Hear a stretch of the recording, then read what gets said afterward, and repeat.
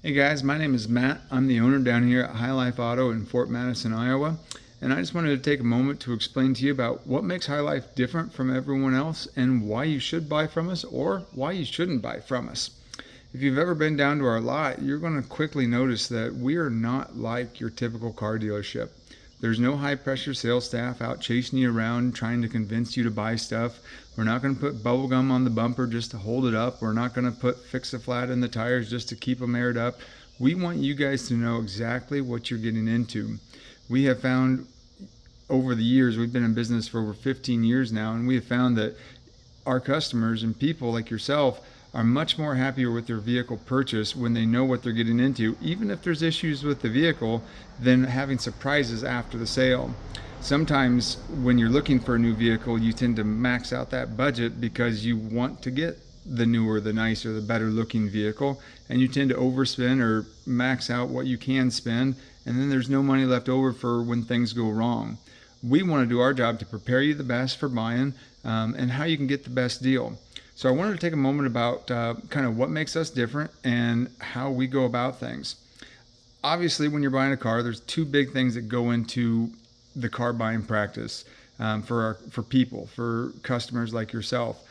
Your budget is your number one factor. What you have in your pocket to spend or what a bank is willing to loan you, that's going to be your most limiting factor. And then the second thing is your needs and wants. Maybe you have a new baby at home, maybe you have a new job or going through a midlife crisis and you want a sports car. But your wants and needs are going to dictate this, and then also your budget. And so within that, you start looking for cars. Well, cars have sliding scales too that go up and down that make them more or less expensive. And obviously certain cars or trucks and small cars are going to be valued a little bit differently, but even within that, there are times you can find them a lot cheaper than others. And these are the scales that we have found that go up and down and affect that pricing. For example, if a vehicle is worth $10,000 and it's selling for $5,000, there's probably a reason for it. If it's worth $10,000 and it's selling for $15,000, there's probably a reason for it. And we're going to go over those factors and kind of what we do and what makes us different with each one of those. I'm kind of looking at my notes. I'm here in my office today. But the first one that we look at, or that people tend to look at, is age. And when we mean age, we're not talking about the actual year of the vehicle necessarily, but the body style. When you think about like Ford, their older school trucks were like a square, and then as they got newer, they started getting more and more round, and so on. And so we try to buy vehicles that are trending. We try to buy the vehicles that people are looking at and more desirable. But within that, a lot of times dealers will try to buy the newer and the lower mileage vehicles that they can because they are working with lenders. Lenders are all about collateral, and they want to make sure that the vehicle is worth a certain amount. And so when the dealers can buy them newer and low mileage, they book higher. What they don't look at is like the trim package. They don't look at the bells, the whistles, the features. And when I'm buying a new car, I like those things. I like having cruise control. I like having a sunroof. I like having leather interior. I like having a touchscreen navigation system in my cars. And so when I'm buying a car, I like to have features. And one thing that we try to do is we try to buy vehicles that are more on the loaded up side. That doesn't mean everyone will be, but that's one of the things we try to do to look at it. But one of the first things that affects the pricing of a vehicle is obviously the age of the vehicle, the body style. When there's a new body style, it seems like the older one gets a little cheaper. And so age is definitely a big factor in your pricing. The second big thing that goes into the price of a vehicle is the body condition.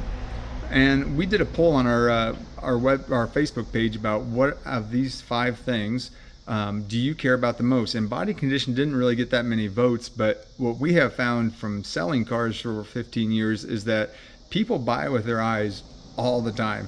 And sometimes that gets them into big trouble, and sometimes it doesn't. But I mean, most times people will have a car that has a knocking motor and tell us they need something reliable, but it looks pretty and they will buy it anyway. And it'll be like, oh, what are you doing? But people like to shop with their eyes. But body condition is something you pay for. As I'm going through all these, the opposite is true too.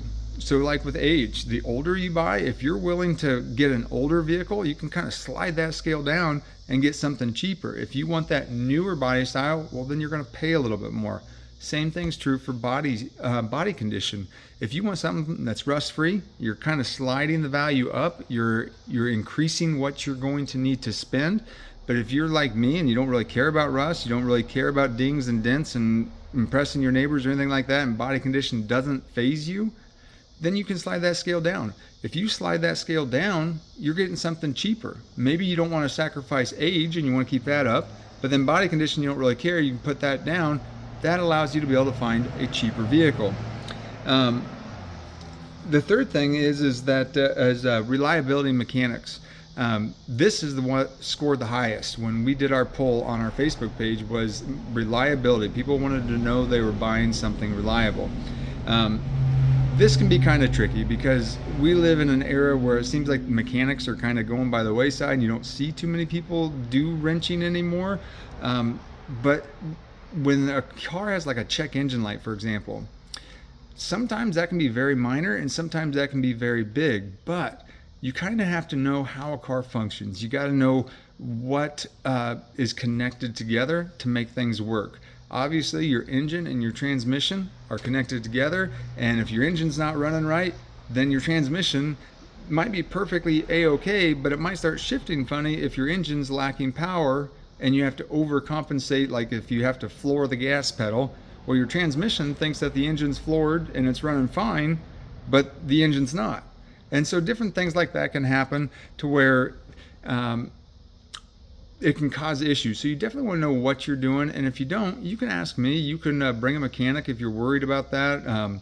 I try to be as honest as I can because I don't want to sell you anything and then later have you come back and get mad at us. And so I try to give you the worst case scenario so that you can go in and decide, hey, I can handle this. And I figure if I give you the worst case scenario from here forward, it's only going to be sunshine and rainbows. If I give you the best case scenario and you leave here and something bad happens, you are going to be ticked off at this guy.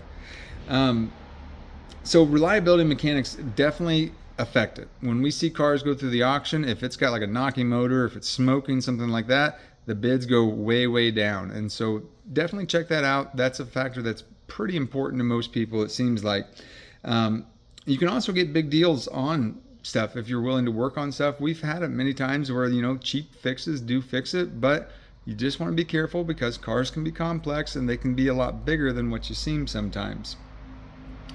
The next one here we got is miles. Miles is a big one for me because honestly, who sees the odometer when you're driving by in a car? No one sees the odometer but you.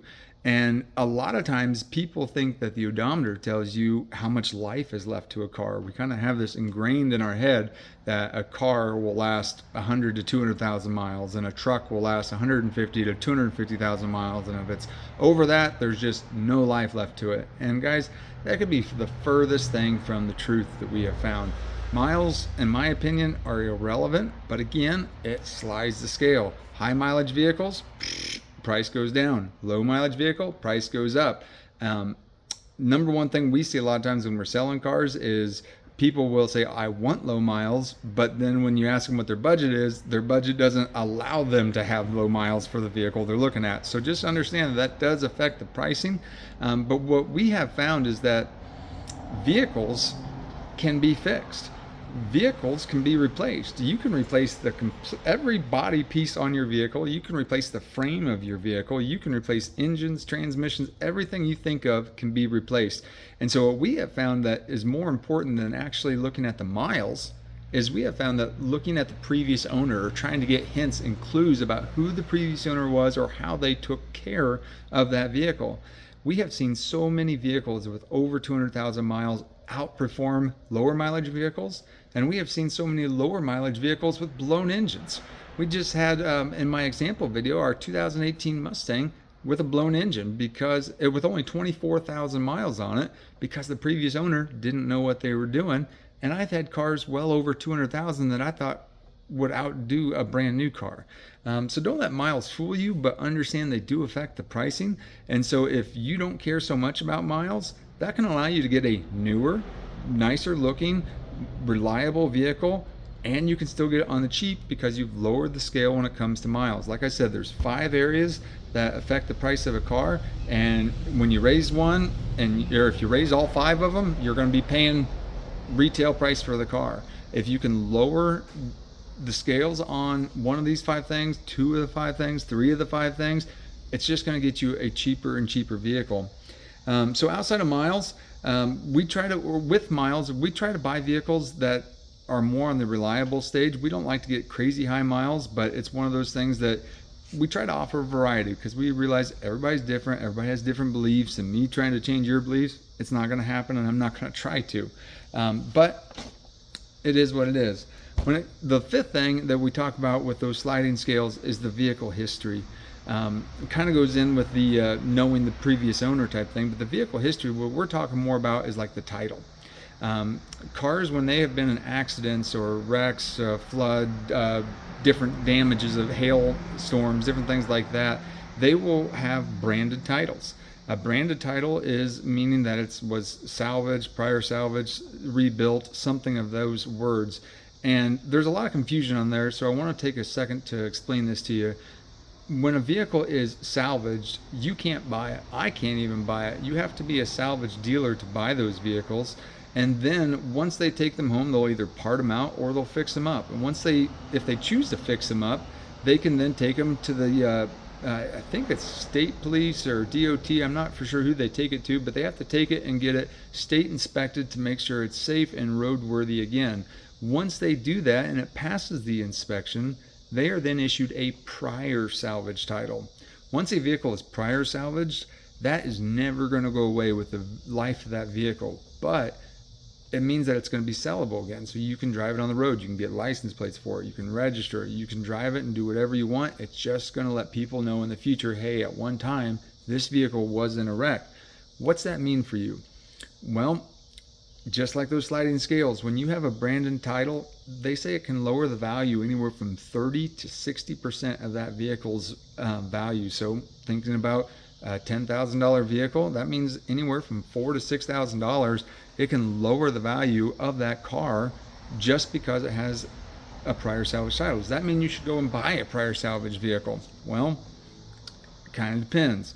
One thing that we look for and what I try to do is I want to know, when did the accident happen and how long ago did it happen? So how many miles ago, how many years ago, those kind of things. Because if it has passed the test of time, okay, so if, for example, in our example video with the Challenger, it happened like 8 years ago and 60,000 miles ago. I would assume that in 60,000 miles and in 8 years, if there was a problem that was going to show up, it would show up by now. Other times, like if you buy a vehicle that's only been a year ago and it's only had like 500 miles on it, you really got to ask yourself, well, it's not been driven that much. Are you sure it was fixed correctly? Are you sure there's not more problems going on with it? You can really get yourself into a headache, especially with like flooded titles, for example. If you have wiring that's corroded, that's stuff that might not show up for years down the road, or might not show up for months down the road, or it might show up right away. And so you just have to understand that it can be okay, but it could be problematic. You're just gonna have to do your research on that, get underneath the car, look at it if it's been into an accident, check out wiring, checking out connections, different things like that if you have flood issues. But it could allow you to save a lot of money and lower that scale, like I said, upwards of 30 to 60% on a vehicle, and it could get you a newer vehicle, a nicer looking vehicle, a more reliable vehicle, and a lower mileage vehicle because the title screwed up. So you have these 5 issues, and the 5, or not 5 issues, you have these 5 categories: age, body condition, reliability, miles, and vehicle history. If you look at all 5 of those as sliding scales, like I said, if you want them all at the top, you're paying retail. If you put them all at the bottom, you're going to get probably a pretty old, junky, not very reliable, high mileage, prior salvage car. But it would be super cheap. So you kind of have to just use your judgment about what you want, what you need, and what your budget is. When I'm shopping for a vehicle myself, I'm looking for newer. I'm looking for, it looks decent, but looks aren't a big thing for me. Reliability kind of depends what it is. If it's something I can work on, I'm not too worried about it. If it's something outside of my wheelhouse, I'll tend to say, no, I don't want that. And so certain vehicles, like when you get into Volkswagens especially are terrible. I have no clue how to work on those. I hate working on Nissan vehicles. And so if I see one of those that are mechanically challenged, I stay away from them because I don't like dealing with those problems. Miles, same deal. I tend to look for things like matching tires. If a car's got matching tires and it's got 250,000 miles, let me ask you this question. If you own a 250,000 mile car that you're getting ready to take to a scrapyard, are you going to buy $1,000 to $2,000 worth of new tires that are all matching? Probably not. The only time you're going to buy new tires for a high mileage vehicle is if you know it's going to keep going for the life of those tires. And so we look for little hints and clues like that when it comes to miles. But here's the big question, is what areas are you willing to sacrifice to be able to get the vehicle that you want? Your budget has set you in a limit. Your budget has set your conditions on what you're looking for. Now, how can you get the most bang for the buck? How can you get the most vehicle for the least amount of money? And that's what you got to decide. What is important? Grade it. Put those 5 areas out and grade which areas of these are most important, and then you should be able to find a vehicle. I mean, you can type in year, make, model on sites like eBay or just Googling it for that matter, and you will see thousands of vehicles that are that year, make, and model. Well, then start sliding your scales. Look for the high mileage ones. Look for ones with bad title history. Look for ones that maybe don't look the prettiest, or older ones of that same year, make, and model. All those things will adjust the price and be able to make the car fit into your budget, but it also will explain to you why certain cars go up and down in price. All right, guys, I hope you enjoyed this video. Again, we try to do things different. We are wanting to be the cheapest, and so things aren't going to look the same here. Our vehicles aren't going to be the best. We're not aiming for the best. We are aiming for the cheapest. We want you to have the most bang for your buck. That means I have sacrificed in one of those areas at least, trying to find something cheaper. What I have found is when I go to the auction and I buy nicer, newer, reliable, low mileage, clean titled vehicles, I have very few people that actually want to buy them, because most of my customers and people coming in and shopping are looking for deals. And when you get all those things, the deal just isn't there. So anyway, I hope you guys enjoyed this video. If you have any questions, please feel free to ask.